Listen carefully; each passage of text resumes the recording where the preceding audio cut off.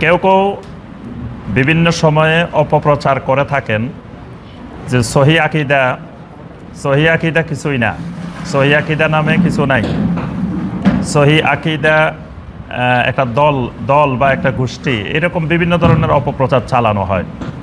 তা আমরা সেই আলোচনাগুলোতে আমরা স্পষ্ট করেছিলাম যে সহি আকিদা মানে আমাদের আকিদাকে, আমাদের বিশ্বাসকে বিশুদ্ধ করা, এবং বিশুদ্ধ করতে হলে কি কি জিনিস জানতে হবে, কোন কোন বিষয়গুলোর জ্ঞান থাকতে হবে, এবং এই বিষয়গুলোর জ্ঞান থাকলেই তার আকিদা বিশুদ্ধ হয়েছে মনে করতে হবে।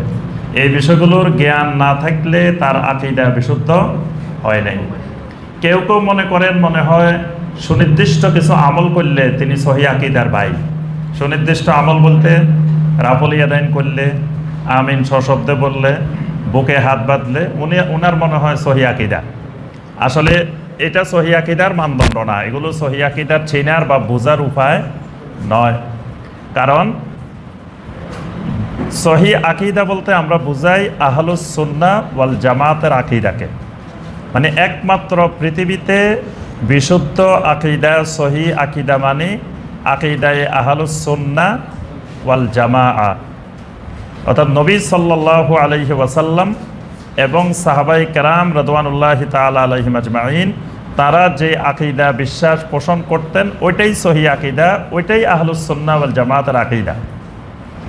বাতিল আকিদা, বিভ্রান্ত আকিদা, দলালা আকিদা বা বাতিল আকিদা বলতে আমরা যাদেরকে বুঝাই তাদের মধ্যে অন্যতম হলো খারেজির বহু বচন হলো খাওয়ারেজ। খারেজিরাই হলো প্রথম এই উম্মার মধ্যে বিভ্রান্ত সম্প্রদায়, বাতিল সম্প্রদায়, যাদের আকিদা বিচ্যুত হয়ে গেছে। এই খারেজিরা এত আমল করত, তাদের আমল দেখলে অন্যদের কাছে মনে হতো যে তাদের আমল কিছুই না। এরকম আমলদার, তাহাজ্জুদ গুজার, মানে খুবই আমলের ব্যাপারে একনিষ্ঠ ছিল এই খাওয়ারেজেরা। আলী রাদিয়াল্লাহু তাআলা আনহুর বিরুদ্ধে তারা যুদ্ধ করতে আসছে খারেজিরা। তখন একজন সাহাবী এসে আলী রাদিয়াল্লাহু তাআলা আনহুকে জিজ্ঞাসা করলেন যে আমরা কি এই খারেজিদেরকে কাফের বলতে পারি? আমরা কি খারেজিদেরকে কাফের বলবো?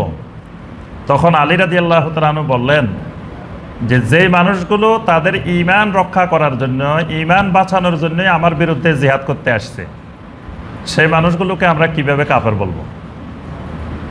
মানে খারেজিরা আমাদের বিরুদ্ধে যুদ্ধ করতে আসছে কিন্তু তাদের ঈমান বাঁচানোর জন্য।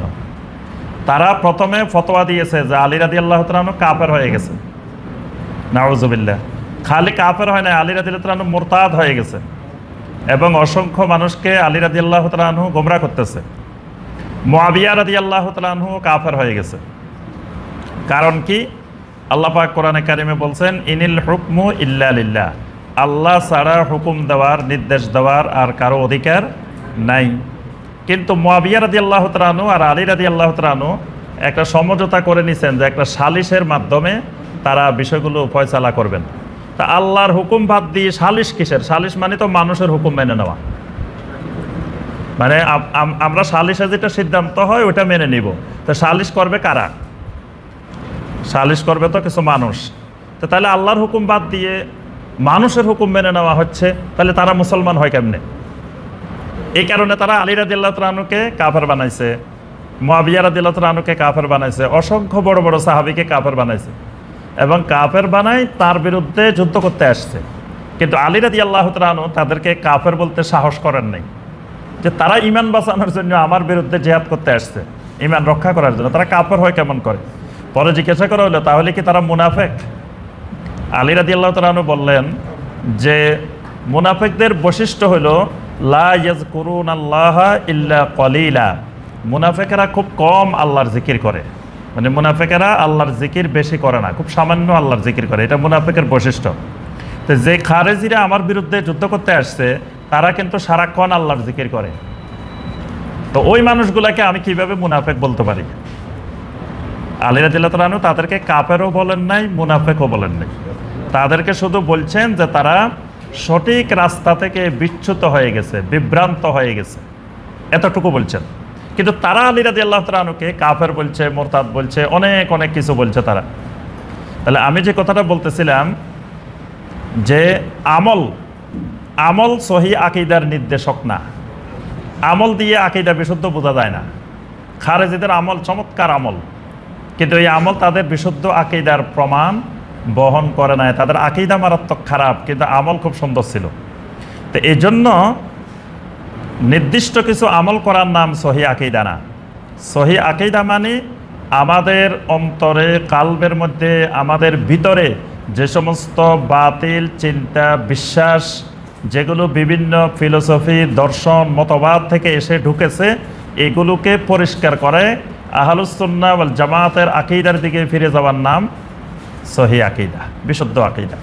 এই জন্য আমরা এখানে এই 12টি বিষয় আমরা তুলে ধরেছিলাম।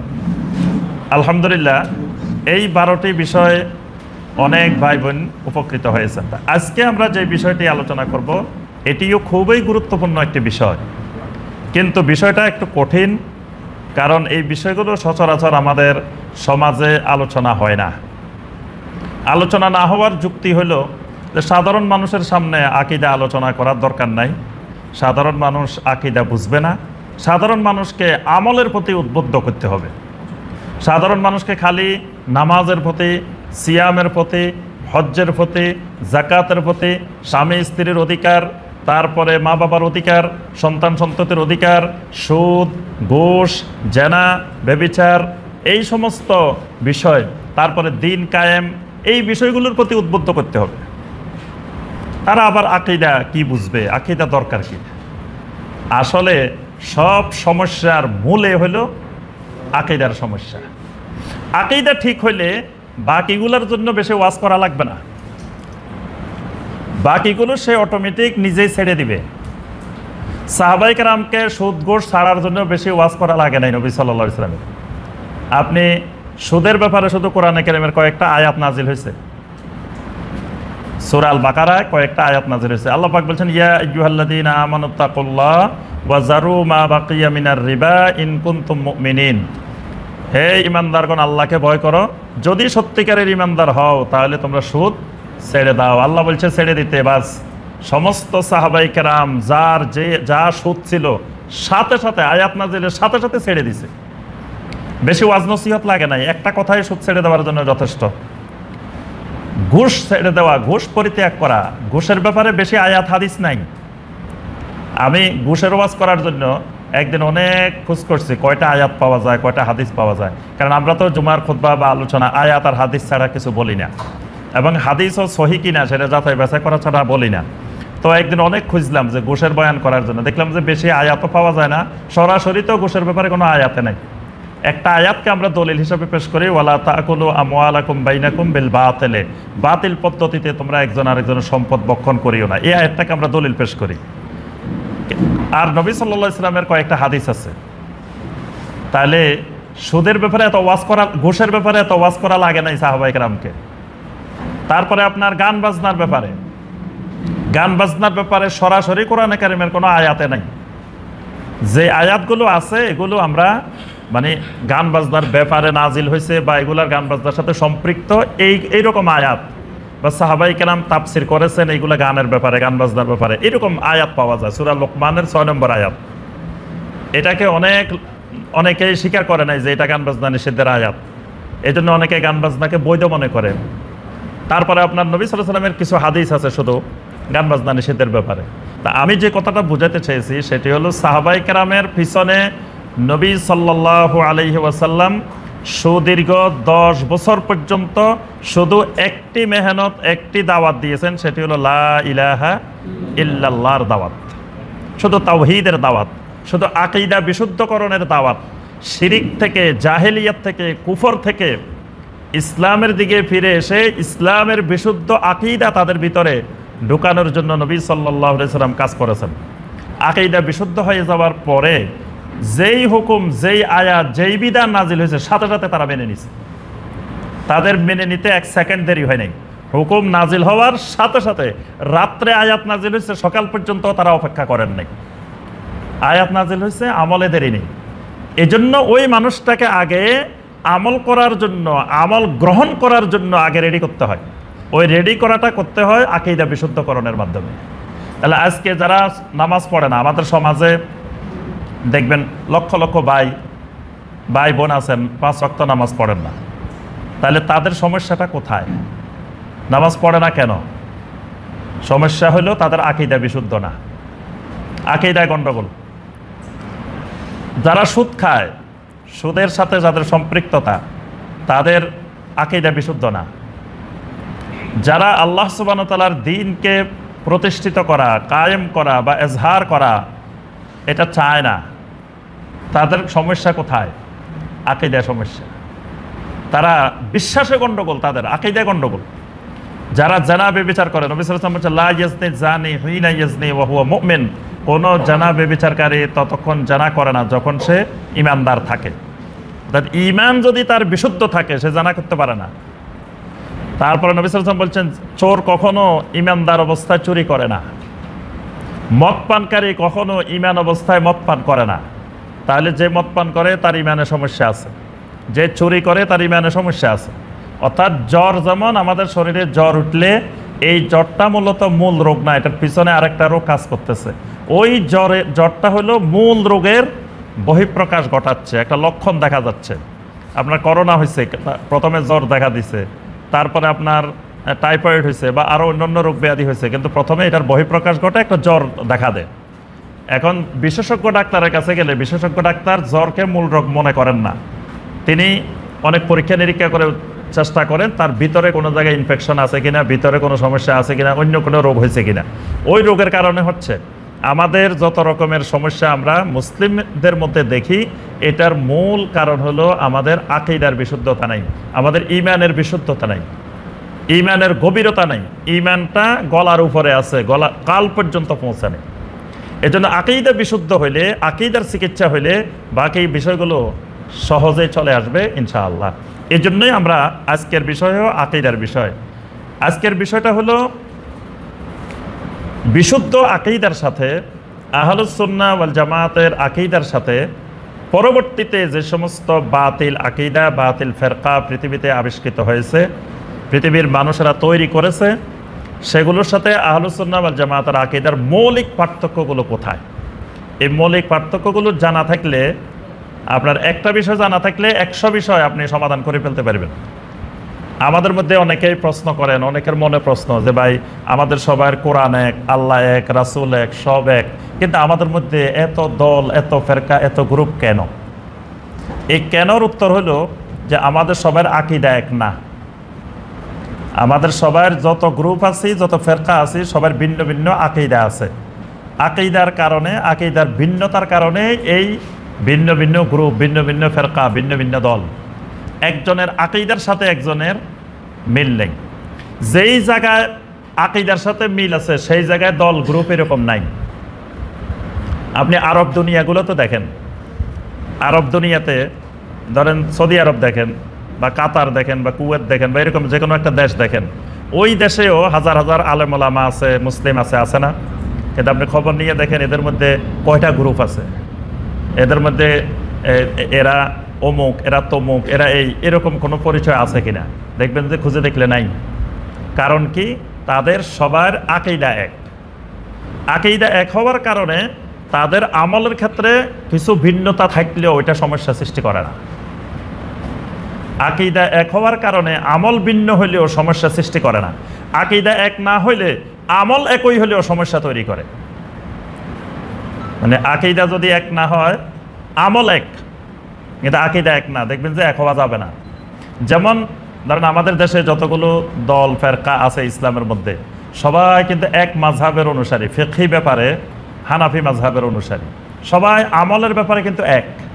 সবার বক্তব্য যে নাভির নিচে হাত বাঁধা লাগবে, উপরে বাঁধাই যাবে না। সবার বক্তব্য রাফুল ইয়াদান কোনো অবস্থায় করা যাবেই না। সবাই হানাফি মাযহাবকে শক্ত করে, মজবুত করে ধারণ করে আছেন, কিন্তু তারা আবার একজন আরেকজনকে কাফের বলেন। দেখবেন যে দেওবন্দি ওলামায়ে কেরাম বেরলভীদেরকে তারা মুসলিম মনে করেন না, বিভিন্ন ভাষায় বলেন। আবার বেরলভী ওলামায়ে কেরাম দেওবন্দি ওলামায়ে কেরামদেরকে এবং দেওবন্দি আকীদার অনুসারীদেরকে মুসলিম মনে করে না, কিন্তু দুইজনেই হানাফি, হানাফিয়াতের ব্যাপারে কট্টর। যে হানাফিয়াত যে কোনো অবস্থায় হানাফিয়াতকে মজবুতভাবে বাংলাদেশে ধরে রাখতে হবে, এই ব্যাপারে দুইজনেই একমত।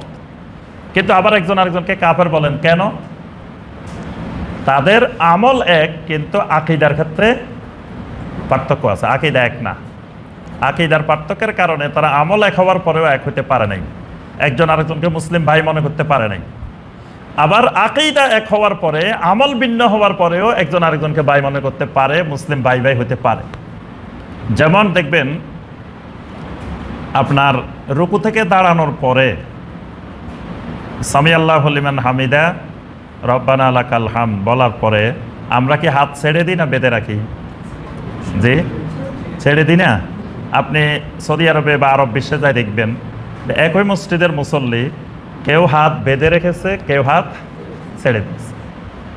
আমল কিন্তু ভিন্নতা দেখা দিছে, কিন্তু এটা নিয়ে কোনোদিন ঝগড়া হয় নাই তাদের মধ্যে। আজ পর্যন্ত শোনা যায় নাই যে কুয়েতে বা কাতারে একটা বিশাল বাহাস হয়েছে যে রুকুর পরে হাত ছেড়ে দিবে না হাত বেঁধে রাখবে। এটার উপরে দুই পক্ষের আলেমদের মধ্যে বিশাল আকারের বাহাস হয়েছে, এবং এই গ্রুপ জিতছে ওই গ্রুপ হারছে, এরকম কোনো নিউজ আজ পর্যন্ত পাইছেন? তাহলে আমলের ভিন্নতার কারণে তাদের মধ্যে কিন্তু কোনো দলাদলি বা একজন আরেকজনকে মুসলিম অমুসলিম, কাফের, মোরতাদ এগুলা বলে নাই। কারণ কি? তাদের আকীদার ভিন্নতা নাই, আকীদার এক। তো এই জন্য মৌলিক কথা যেটা, সেটা হলো আমাদের যত রকমের ইখতিলাফ, যত রকমের দলাদলি গ্রুপিং, এটার মূলে কিন্তু আকীদা। এই জন্য আকীদা যদি সবাই এক হইতো তাহলে এত দলাদলি গ্রুপিং সৃষ্টি হইতো না। হয়তো সাময়িক কিছু আপনার মতভেদ হইতো, কিন্তু একজন আরেকজনকে কাফের, গোমরা, ফাসেক এই জাতীয় উপাধিতে ভূষিত করত না। মানুষে মানুষে স্বাভাবিকভাবে বিভিন্ন সময় বিভিন্ন কারণে বিভিন্ন দ্বিমত হবে, হইতেই পারে, কিন্তু হওয়ার কারণে এইভাবে একজন আরেকজনকে ইসলাম থেকে খারিজ করে দিত না। এই মূল কারণ হলো আমাদের আকীদার ব্যাপারে সমস্যা। এখন আসেন যে আকীদার ব্যাপারে আসলে কোন কোন আকীদাগুলো আমাদের মধ্যে এই সমস্যাগুলো তৈরি করে। এই মূল পয়েন্ট জানা থাকলে আপনার অনেক কিছু বুঝতে একবারে সহজ হয়ে যাবে। আপনার আলেম ওলামার কাছে যাই বোঝা লাগবে না, আপনি নিজেই বুঝতে পারবেন যে এই জায়গায় এত মত কেন, বা এর মধ্যে বিশুদ্ধ মত কোনটা, এটা আপনি নিজেই বের করতে পারবেন। এইরকম আমরা 20টি পয়েন্ট আলোচনা করবো আজকে সংক্ষেপে, অল্প সময়ে 20টা মৌলিক পয়েন্ট। বিস্তারিত আলোচনা করবো না আমরা, এর আগের আলোচনাগুলোতে কিন্তু মূল অংশগুলো, মূল কথাগুলো বলছি। আজকেও আমরা যেহেতু আলহামদুলিল্লাহ এই মাজলিসে আলহামদুলিল্লাহ সবচেয়ে শিক্ষিত, তারপরে উচ্চ পর্যায়ের আমাদের বিভিন্ন ভাইয়েরাও অংশগ্রহণ করেন, এখানে বিস্তারিত ব্যাখ্যা দরকার নেই, একটু ইশারা দিলেই, একটু আলোচনা করলেই আলহামদুলিল্লাহ সবাই বুঝে যাবেন ইনশাআল্লাহ। প্রথমে আসি যে আহলুস সুন্নাহ ওয়াল জামাত বা বিশুদ্ধ আকীদার প্রয়োজন কেন। একটা হাদিস বলবো শুধু এই ব্যাপারে। আব্দুল্লাহ বিন আমর রাদিয়াল্লাহু তাআলা আনহু বলেন, রাসূলুল্লাহ সাল্লাল্লাহু আলাইহি ওয়াসাল্লাম বলছেন, ইন্না বানি ইসরাঈল তাফাররাকাত আলা সানতাইনি ওয়া সাবঈনা মিল্লাহ, যে বানি ইসরাইল 72টা দলে বিভক্ত হয়েছিল। ওয়া তাফতারিকু উম্মতি আলা সালাসি ওয়া সাবঈনা মিল্লাহ, আমার উম্মত 73টা দলে বিভক্ত হবে। এখানে 73 মানে গোনা 73 না, মানে বানি ইসরাইলের চাইতেও আমার উম্মতের মধ্যে বিভক্তিটা, ফেরকাটা আরও বেশি হবে। এই ফেরকাটা ফিকহি ফেরকা না, আমলি ফেরকা না, এই ফেরকাটা আকীদার ফেরকা। মানে অনেকে মনে করে যে এই ফেরকা মানে এই যে আমলের ভিন্নতা, আমলের ভিন্নতা বোঝানো হয় নাই, বোঝানো হয়েছে আকীদার ভিন্নতা, বিশ্বাসের ভিন্নতা। এইরকম 73 বলে নবী সাল্লাল্লাহু আলাইহি ওয়াসাল্লাম অসংখ্য, মানে বানি ইসরাইলের থেকেও আরও বেশি এরকম ইখতিলাফ, ইফতিরাক আমার উম্মতের মধ্যে দেখা দিবে। কুল্লুহুম ফিন্নার, এই ফেরকাগুলো সব জাহান্নামে যাবে, নাউযুবিল্লাহ, ইল্লা মিল্লাতা ওয়াহিদা, শুধুমাত্র একটি দল, একটি ফেরকা ছাড়া। তাহলে বোঝা গেল যে এই ফেরকা সম্পর্কে জ্ঞান রাখা, বোঝা জান্নাত জাহান্নামের সাথে সম্পর্ক, এটা হালকা বিষয় না। যেহেতু নবী সাল্লাল্লাহু আলাইহি ওয়াসাল্লাম স্পষ্ট জাহান্নামের ঘোষণা দিয়েছেন, কুল্লুহুম ফিন্নার, সবাই জাহান্নামে যাবে, ইল্লা মিল্লাতা ওয়াহিদা, এক মিল্লাত ছাড়া। সাহাবায়ে কেরাম তখন জানতে চাইলেন ওই মিল্লাতটা কারা। তখন নবী সাল্লাল্লাহু আলাইহি ওয়াসাল্লাম বললেন, মা আনা আলাইহি ওয়া আসহাবি, আমি এবং আমার সাহাবীরা যেই আকীদার উপরে, যেই মিল্লাতের উপরে আসি, এটার উপরে যারা থাকবে তারাই হলো ওই নাজাত প্রাপ্ত সেই ফেরকাটা।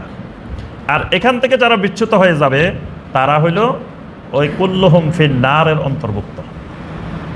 তাহলে আমাদেরকে বুঝতে হবে যে নবী সাল্লাল্লাহু আলাইহি ওয়াসাল্লাম এবং সাহাবায়ে কেরাম তারা কোন আকীদার উপরে ছিলেন এবং পরবর্তীতে কোন আকীদাগুলো নতুন নতুন আবিষ্কার হয়েছে, কেন আবিষ্কার হয়েছে।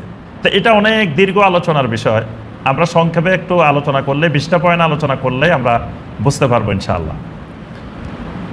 নবী সাল্লাল্লাহু আলাইহি সাল্লাম যতদিন ছিলেন ততদিন পৃথিবীতে একটাই আকীদা ছিল, নবী সাল্লাল্লাহু আলাইহি সাল্লামের আকীদাটাই একমাত্র আকীদা। এর সাথে দ্বিমত করার, ইখতিলাফ করার, ইফতিরাক করার কোনো ঘটনা সংঘটিত হয় নাই। তবে নবী সাল্লাল্লাহু আলাইহি সাল্লাম ইঙ্গিত পেয়েছিলেন। নবী সাল্লাল্লাহু আলাইহি সাল্লাম গনিমতের মাল বন্টন করলেন, করার পরে একজন আসে বলতেছে, আপনি যে গনিমতের মাল বন্টন করছেন আপনি ইনসাফ করেন নাই। নবী সাল্লাল্লাহু আলাইহি সাল্লামকে বলতেছে যে আপনি ইনসাফ করেন নাই। নবী সাল্লাল্লাহু আলাইহি সাল্লাম বললেন, আমি যদি ইনসাফ না করি তো জমিনে আর ইনসাফ করবে কে? কারণ আমাকে আল্লাহ পাক দুনিয়াতে পাঠাইছেন এই ইনসাফ কায়েম করার জন্য, লিয়াকুমান নাসু বিল কিসত, মানুষকে ইনসাফের উপরে কায়েম করার জন্যই আমাকে আল্লাহ দুনিয়ায় পাঠাইছেন। আর আমি যদি ইনসাফ না করি তো ইনসাফ আর কে করবে? তো নবী সাল্লাল্লাহু আলাইহি সাল্লাম বলছেন যে এই যে লোকটা এই প্রশ্নটা করছে, এই লোকটার ভিতরে নবী সাল্লাল্লাহু আলাইহি সাল্লাম বুঝতে পেরেছিলেন যে এমন এমন ফেরকা, এমন এমন বিভ্রান্তি এদের থেকে ছড়াবে। কারণ যারা স্বয়ং নবীকেই বলতে পারে যে আপনি ইনসাফ করেন নাই, তাহলে এদের দ্বারা পরবর্তীতে ফিতনা সৃষ্টি হওয়ার আশঙ্কা আছে। সাহাবায়ে কেরাম এই লোকটাকে চিনে রেখেছিলেন যে এই লোকটা কে, নবী সাল্লাল্লাহু আলাইহি সাল্লামকে এরকম প্রশ্ন করছেন, এরকম বলছেন। পরে এই লোকটা খারেজিদের লিডার হয়েছে, মানে বিভ্রান্ত আকীদা তৈরি করছে এই লোকটা। তাহলে ইসলামের প্রথম বাতিল ফেরকা হলো খারেজিরা। খারেজি কেমনে তৈরি হয়েছে? খারেজি তৈরির লম্বা ইতিহাস। তো মূল পয়েন্টটা হলো যে আলী রাদিয়াল্লাহু তাআলা আনহু এবং মুআবিয়া রাদিয়াল্লাহু তাআলা আনহুর মধ্যে যে দ্বন্দ্বটা ছিল, এই দ্বন্দ্বের এক পর্যায়ে গিয়ে সিদ্ধান্ত হলো যে একটা সালিশের মাধ্যমে সমাধান হবে।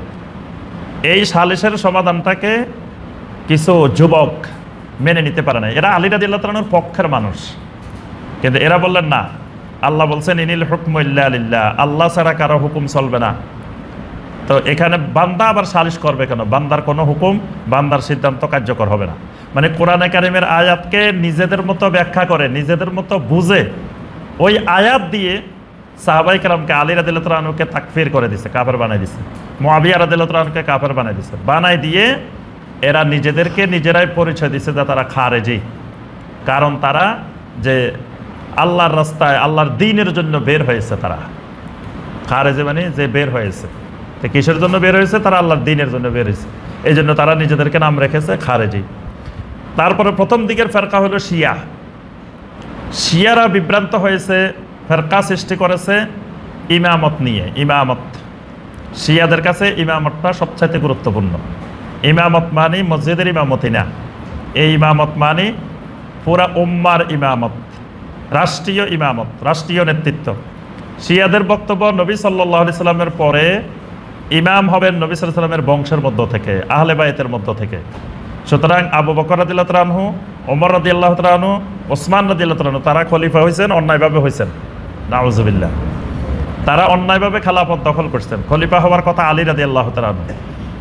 এই কারণে এই গ্রুপটা তারা নবী পরিবারের মানে নবী পরিবারকে তারা ইমামতের একমাত্র যোগ্য উত্তরাধিকার বলে বিশ্বাস করত। এই কারণে তারা এক ইমামের পরে এক ইমাম, 12 জন ইমাম তারা নির্ধারণ করছে। তারা আবু বকর, ওমর, ওসমান রাদিয়াল্লাহু তাআলা আনহুমকে তারা ইমাম মনে করেন না। তারা এই জন্য 3 জনকে লানত দেন, নাউজুবিল্লাহ। তারা প্রথম ইমাম বানিয়েছে আলী রাদিয়াল্লাহু তাআলা আনহুকে, দ্বিতীয় ইমাম হাসান রাদিয়াল্লাহু তাআলা আনহু, তৃতীয় ইমাম হুসাইন রাদিয়াল্লাহু তাআলা আনহু, তারপরে চতুর্থ ইমাম জাইনুল আবেদিন রাহিমাহুল্লাহ, পঞ্চম ইমাম মুসা কাজিম, জাফর সাদেক। এইভাবে করে করে তারা যুগে যুগে ইমাম বানাইছে, 12 নম্বর পর্যন্ত বানাইছে। 12 নম্বরের পরে 12 নম্বর যিনি, উনি ছোট বয়সেই তিনি গায়েব হয়ে গেছেন, তিনি কোথায় চলে গেছেন। তো তাদের বিশ্বাস 12 নম্বর ইমাম এখনো পৃথিবীতে আছেন, জীবিত আছেন। তিনি কিয়ামতের আগে মাহাদি হয়ে আসবেন, তিনি আবার মাহাদি হয়ে ওই তাদের 12 নম্বর ইমামে ইমাম মাহাদি, তিনি আবার কিয়ামতের আগে আত্মপ্রকাশ করবেন। তো এই জন্য আর নতুন ইমাম বানা নাই। 12 নম্বরের পরে আর 13 নম্বর বানানো হয় নাই, 12 নম্বর এখনও আছে, কারণ উনি এখনো পৃথিবীতে আছে, উনার ইমামতিতে এখনো পৃথিবী চলতেছে। তো এই যে ইমামতের বিশ্বাস, এই ইমামতের জন্য তারা অসংখ্য আকীদা তৈরি করছে। তারপরে জাহমিয়া, জাহাম বিন সফওয়ান নামক এক বিভ্রান্ত ব্যক্তি, সে আল্লাহ সম্পর্কে বিভিন্ন নতুন নতুন আকীদা তৈরি করছে, যে আল্লাহ সুবহানাহু ওয়া তাআলার কোনো সিফাতকে সে স্বীকার করে নাই, আল্লাহ সুবহানাহু ওয়া তাআলার কোনো সিফাতে ফেলি, মানে আল্লাহ পাক যে আল্লাহর কিছু সিফাত আছে, আল্লাহ কাজের মাধ্যমে আল্লাহর সিফাতগুলো আল্লাহ বর্ণনা করছেন, আর কিছু সিফাত আছে আল্লাহর নিজের সাথে সম্পৃক্ত। এই জাহাম বিন সফওয়ান আল্লাহর নিজের সাথে সম্পৃক্ত বিষয়গুলোকে সে অস্বীকার করছে, আর আল্লাহর সিফাতের সাথে সম্পৃক্তগুলোকে সে স্বীকার করছে। এই মতবাদটা খুবই মারাত্মক মতবাদ। এই মতবাদের নাম জাহামি মতবাদ। আচ্ছা, এই জাহামি মতবাদই প্রথম আবিষ্কার করছে যে আল্লাহ হলেন যে বাতাসের মতো। বাতাস যেমন সব জায়গায় বিরাজমান, আল্লাহও সব জায়গায় বিরাজমান। বাতাসের যেমন সুনির্দিষ্ট কোনো আকার নাই, আল্লাহ সুবহানাহু ওয়া তাআলার এরকম কোনো সুনির্দিষ্ট কোনো আকার নাই। অর্থাৎ আল্লাহকে সর্বত্র বিরাজমান, আল্লাহ নিরাকার, এই ফর্মুলাগুলো, থিওরিগুলো জাহাম বিন সফওয়ান প্রথম দিয়েছে। এখান থেকে জাহামি মতবাদ। তারপরে জাবরিয়া মতবাদ। জাবরিয়া মতবাদ সৃষ্টি হয়েছে তাকদীর নিয়ে। জাবরিয়াদের কথা হলো বান্দার কোনো ক্ষমতায় নেই, বান্দা কিছুই করতে পারে না, তাকদীরে আল্লাহ যা লিখে রেখেছেন তাই হবে, সব আল্লাহই করান। এখান থেকে আবার নতুন নতুন অনেক আকীদার আবিষ্কার হয়েছে। আরেকটা সম্প্রদায় ছিল কাদরিয়া। কাদরিয়াদের কথা হলো না, তাকদীরের কোনো ভূমিকাই নেই, বান্দা যা করে সব বান্দার ক্ষমতা, এখানে আল্লাহর কোনো ক্ষমতা নাই, তাকদীরের কোনো ক্ষমতা নেই, সব বান্দাই যা করে, বান্দাই সব। মুতাজিলা আরেকটা সম্প্রদায় ছিল, এবং এরা আব্বাসী যুগে বিশাল শক্তিধর, বিশাল প্রভাবশালী ছিল। আব্বাসী শাসক, অনেকগুলো শাসককে আব্বাসীদের তারা এই প্রভাবিত করতে পেরেছিল মুতাজিলারা। কারণ মুতাজিলারা ছিল দার্শনিক, তারা দর্শনের আলোকে দ্বীনকে, ইসলামকে বুঝতো, ইসলামকে ব্যাখ্যা করত। মানে তারা ইসলামকে আকল দিয়ে বোঝার চেষ্টা করত। তাদের বক্তব্য ছিল কোরআন সুন্নাহর, কোরআনের যেটা বুঝে আসবে না সেটা আকল দিয়ে বুঝতে হবে, যুক্তি দিয়ে বুঝতে হবে। তারপরে হাদিসের যেটা হাদিস সহিহ হলেও সেটা যদি যুক্তির সাথে না মেলে, আকলের সাথে না মেলে, তো সেই হাদিস গ্রহণ করা যাবে না। এই থিওরি আবিষ্কার করে মুতাজিলারা অসংখ্য হাদিসকে তারা অস্বীকার করছে, সহিহ হাদিসকে। আবার অসংখ্য কোরআনের আয়াতকে তারা বিকৃত ব্যাখ্যা করেছে। তারপরে একটা সম্প্রদায় ছিল মুশাব্বিহা। মুশাব্বিহারা বলতো যে আল্লাহর যত সিফাত আছে এগুলো মাখলুকের মতো, মানুষের মতো, নাউযুবিল্লাহ। আরেকটা সম্প্রদায় ছিল মুরজিয়া। মুরজিয়া মানে স্থগিত করা। মুরজিয়া মানে এরা স্থগিতকারী, বিলম্বকারী। স্থগিতকারী মানে এরা বলতো যে ঈমান আনলে যত গুনাহ করবে করো, কেউ জাহান্নামে যাবে না। আবার কবিরা গুনাহ করলে সে জাহান্নামে যে ঢুকবে আর কোনোদিন জাহান্নাম থেকে বাইরে হবে না। এদের থিওরি, এদের ফর্মুলা আবার ভিন্ন। তাদের কথা হলো লা ইয়াদুররু মাল ঈমানে মাসিয়া। ঈমান আনার পরে যত গুনাহ করবে করো, কোনো গুনাহ তাকে জাহান্নামে নিতে পারবে না। আবার যেমন কুফরি করার কারণে যত আমল করবে করো, তাকে জান্নাতে নিতে পারবে না। তাদের যুক্তিটা দেখেন, মানে একজন কাফের যদি অসংখ্য আমল করে তো কোনো আমল তাকে জান্নাতে নিতে পারবে না। তাহলে ঠিক একইভাবে আর একজন ইমানদার সে যত গুনাহ করুক তার গুনাহ তাকে জাহান্নামে নিতে পারবে না ঈমানের কারণে। তারপরে এইভাবে বিভিন্ন সম্প্রদায় যুগে যুগে বিভিন্নভাবে এই ফেরকাগুলোর উদ্ভব হয়েছে।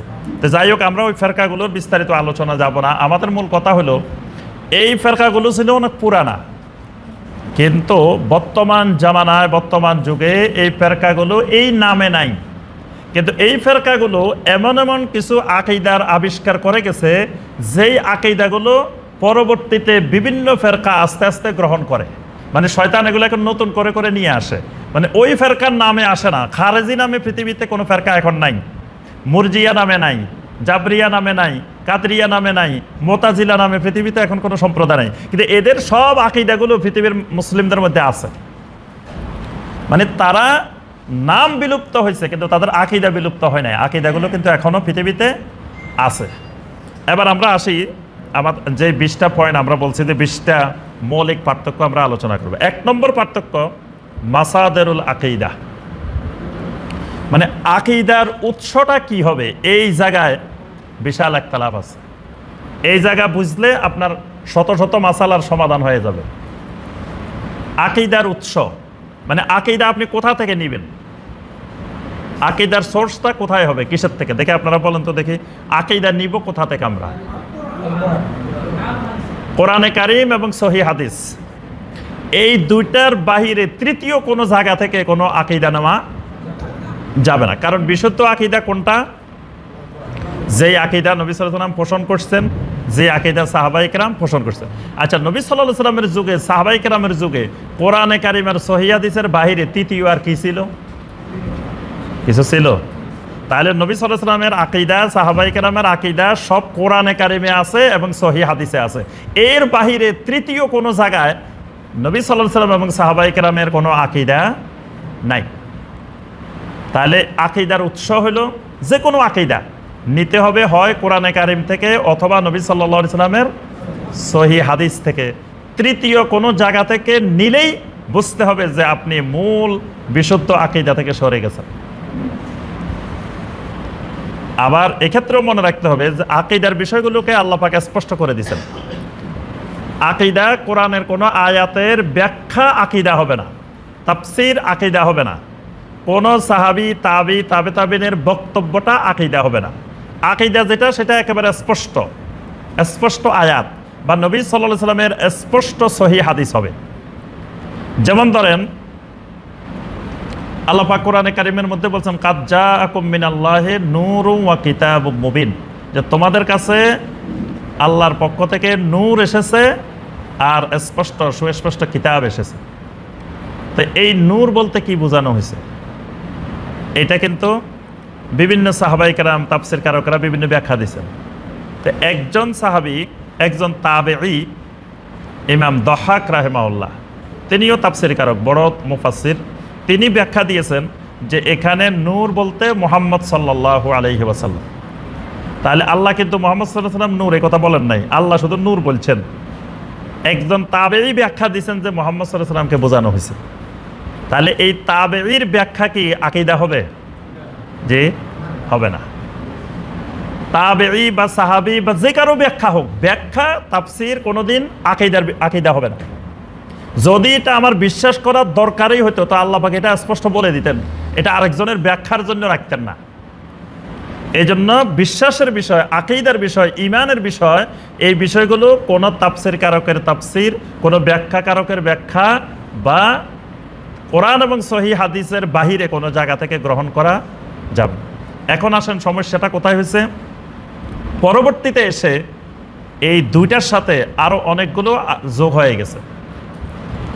আজকে জামানায় আমরা দেখি যে পার্থক্যগুলো হয়, কেন হয়? অনেক আকীদা কোরআনে কারিমেও নাই, সহিহ হাদিসেও নাই, কিন্তু মুসলিমেরা বিশ্বাস করে। কেন বিশ্বাস করে? জিজ্ঞেস করেন যে ভাই এটা কই পাইলেন আপনি, এটা বিশ্বাস করেন কেন? এটা তো কোরআনে কারিমেও নাই, সহিহ হাদিসেও নাই। তখন তার বিশ্বাসের ভিত্তি হলো এলমে লাদুন্নি। এলমে লাদুন্নি বুঝেন? এলমে লাদুন্নি বুঝেন না? এলমে লাদুন্নি মানে এই এলেমটা কোনো কোরআনেও পাওয়া যাবে না, হাদিসেও পাওয়া যাবে না, এটা সরাসরি আল্লাহ থেকে আসে। এইরকম এলেমের নাম এলমে লাদুন্নি, মানে এটা আল্লাহ সরাসরি তাকে ঢেলে দেয়, সরাসরি আসে তার কাছে। তো সরাসরি আসলে এখন মানে একটা শ্রেণী যুগে যুগে তারা বলতো যে কোরআন আর হাদিস আসছে মানুষ থেকে মানুষ, মাইয়াত আন মাইয়াত, মানে কোরআন যারা সংকলন করছে একজনের থেকে একজন শুনছে, একজনের থেকে একজন শুনছে, একজনের থেকে একজন শিখছে, একজন এইভাবে আসছে না? তাই যে শিখাইছে সেও মরে গেছে, যে শিখছে সেও মরে গেছে, এইভাবে মানে এই সিলসিলাটা, কোরআন হাদিসের সিলসিলাটা হলো মাইয়াত আন মাইয়াত, মানে মরা মানুষ থেকে মরা মানুষ। আর এলমে লাদুন্নিটা হলো সরাসরি আল্লাহ থেকে সরাসরি। তাহলে এই মতবাদের প্রবক্তাদের কথা হলো, তা আপনি এত কোরআন হাদিসের দিকে যাওয়া দরকার কি? আল্লাহ যদি সরাসরি বলি দে তাহলে আপনার কোরআন হাদিস দরকার কি? কারণ কোরআন হাদিস অবতীর্ণ করছে কে? আল্লাহ। তা আল্লাহ যে আল্লাহ কোরআন হাদিস অবতীর্ণ করছেন, সেই আল্লাহ যদি আমাদেরকে সরাসরি বলে দেন তাহলে আর কোরআন হাদিসে যাইতে হবে কেন? বুঝে আসে নাই? এই জন্য অনেকেই এলমে লাদুন্নিকে আকীদার উৎস বানাইছে। যে এটা কোথায় পাইছেন? এটা আমাদের হুজুরে এলমে লাদুন্নির মাধ্যমে জানতে পারছে। মানে এই জন্য অনেকে বলেন যে মানে আল্লাহর ওলিতে বিশ্বাস করে না, যে কারণ আল্লাহর ওলিরা এলমে লাদুন্নি পায়, এদের কাছে সরাসরি আল্লাহ থেকে এলেম আসে। নাউজুবিল্লাহ, এটা সম্পূর্ণ মিথ্যা ধারণা, ভ্রান্ত ধারণা। এমনি যে কোনো বিষয়ে আল্লাহ সুবহানাহু ওয়া তাআলা আল্লাহর কোনো নেককার দিনদার বান্দাকে যে কোনো বিষয়ে জানাইতে পারেন। সেটা স্বপ্নের মাধ্যমে জানাতে পারেন, তার অন্তরে আসতে পারে, ইস্তেখারার মাধ্যমে আসতে পারে, যে কোনো মাধ্যমে আসতে পারে। কিন্তু যা আসবে সেটা কখনো আকীদা হবে না, সেটা দিয়ে কোনো আমল করা যাবে না। সেটা সঠিকও হতে পারে, ব্যাঠিকও হতে পারে, সেটার উপরে কোনো নিশ্চয়তা নাই। এজন্য এলমে লাদুন্নি আকীদার উৎস হবে না। তা আকীদার এত একতলাপ হয়েছে কেন? অনেকে এলমে লাদুন্নিকে আকীদার উৎস বানাইছে, অনেকে এলহামকে আকীদার উৎস বানাইছে। এলহাম, এলহাম মানে ইশারা করে ইঙ্গিতের মাধ্যমে বলে দেওয়া হয়েছে গায়েবীভাবে। অনেকে এলহামকে আকীদার উৎস বানানিছেন। কেউ এলমে বাতেন, অনেকে বিশ্বাস করেন যে এলেম দুই রকম, একটা জাহেরি এলেম, একটা বাতেনি এলেম। তো এটা জাহেরি এলেমের মধ্যে নাই, আছে কিসের মধ্যে? বাতেনি এলেমের মধ্যে। তো বাতেনি এলেম তো আপনি কোরআন হাদিস খুঁজে পাইবেন না। তো বাস এটাও বাতেনি এলেমের মাধ্যমেও অনেক আকীদা, অনেক বিশ্বাস এসেছে। কাশফের মাধ্যমে এসেছে। কাশফ বলে যে আমাদের হুজুর কাশফওয়ালা ওলি, মানে ওনার কাশফ এত শক্তিশালী, ওনার সামনে আপনি বসলে আপনার ভিতরে কি আছে উনি বলে দিতে পারে। নাউজুবিল্লাহ। কিভাবে বলে দিতে পারে? কাশফের মাধ্যমে। তারপরে কাশফের মাধ্যমে ফয়েজ আসে একজনের থেকে একজনের মধ্যে। তাহলে কাশফের মাধ্যমে পরবর্তীতে আকীদা আসছে, এলকার মাধ্যমে আসছে, স্বপ্নের মাধ্যমে আসছে। এইরকম বিষয়গুলো যখন ইমাম মালিক রহমতুল্লাহ আলাইহির সময় আসা শুরু হয়েছে, যখন আকীদার উৎস দুটা থেকে বেড়ে আস্তে আস্তে 3টা, 4টা, 5টার দিকে যাইতেছে, তখন ইমাম মালিক রাহমাহুল্লাহ মসজিদে নববীর সব মুসল্লিদেরকে, মদিনার সকল তাবেঈদেরকে ডেকে ডেকে তিনি বারবার বলতেন, কুল্লু আহাদিন ইউখাযু মিন কাওলিহি ওয়া ইউতরাক। দুনিয়ার এমন কোনো মানুষ নাই যে মানুষের কথা চাইলে গ্রহণও করা যায়, চাইলে প্রত্যাখ্যানও করা যায়, ইল্লা সাহিবা হাযাল কবর। তবে এই কবরে যে নবী সাল্লাল্লাহু আলাইহি ওয়াসাল্লাম শুয়ে আছেন, ওনার সমস্ত কথা তোমাদেরকে গ্রহণ করতে হবে, প্রত্যাখ্যান করার সুযোগ নাই। আমি মালিকের কথা তোমরা গ্রহণ করতেও পারো, না করতে পারো, এতে কোনো অসুবিধা হবে না, তোমাদের ঈমানের কোনো অসুবিধা হবে না। কিন্তু নবী সাল্লাল্লাহু আলাইহি ওয়াসাল্লামের কথা শুধু গ্রহণই করতে হবে, প্রত্যাখ্যান করা যাবে না। অর্থাৎ তিনি বারবার বুঝাইতে চাইতেন যে তোমাদেরকে আকীদা মানতে হবে নবী সাল্লাল্লাহু আলাইহি ওয়াসাল্লামের হাদিস অনুযায়ী। এর বাইরে কারো কাশফ, এলকা, এলহাম, এলমে লাদুন্নি এগুলো দিয়ে আকীদা বানানো যাবে না। তাহলে আমরা 1 নম্বর বিষয় যেটা পাইলাম সেটা হলো আকীদার উৎস নির্ধারণে ভিন্নতার কারণে ভিন্ন ভিন্ন আকীদার সৃষ্টি হয়েছে। সবাই যদি বলতো যে আমাদের আকীদার উৎস কোরআন আর সহিহ হাদিস এবং স্পষ্ট আয়াত, স্পষ্ট হাদিস, এর বাহিরে আমরা আর কোনো আকীদা বানাবো না, তাহলে সবার আকীদা এক হয়ে যেত। কিন্তু সবাই আমরা এই মতবাদে বিশ্বাসী না। অনেকের কথা হলো না শুধু কোরআন আর হাদিসের মধ্যে সীমাবদ্ধ না, এটা এলমে লাদুন্নি, কাশফ, এলহাম, এলকা, স্বপ্ন, এগুলোর মাধ্যমেও আকীদা সাব্যস্ত হয়।